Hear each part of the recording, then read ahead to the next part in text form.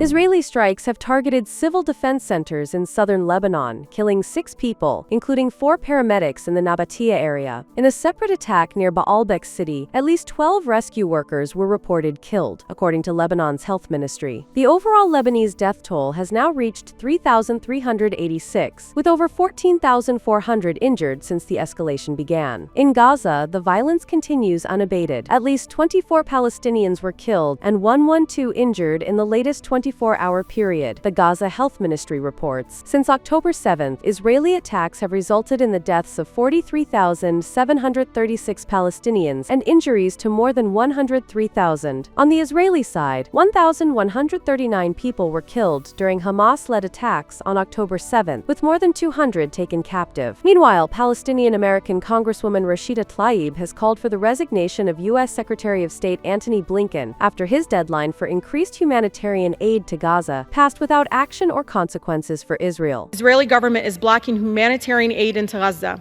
in violation of U.S. and international law. ProPublica has published a detailed account of how the U.S. State Department submitted report after report to Congress that contradicted the findings of the department's own experts and those of other agencies. The Israeli government is using starvation as a weapon of war. Look at this picture. It is evident that blocking U.S. humanitarian aid is clear that it's happening and that it is a blatant violation of Section 220I of the Foreign Assistance Act. In a letter to the Israeli government on October 13, Secretary Blinken acknowledged that the Israeli government is violating U.S. law by blocking aid and gave them 30 days to comply. The letter demanded 350 trucks to be allowed into Gaza per day. And guess what? According to Israel's own data and own government, only 57 trucks were allowed into Gaza per day in October, if that's even true. And this is the lowest amount of aid into Gaza in a year. On November 1st, top United Nations officials said the entire Palestinian population in northern Gaza is in an imminent risk of dying from disease, famine, and violence.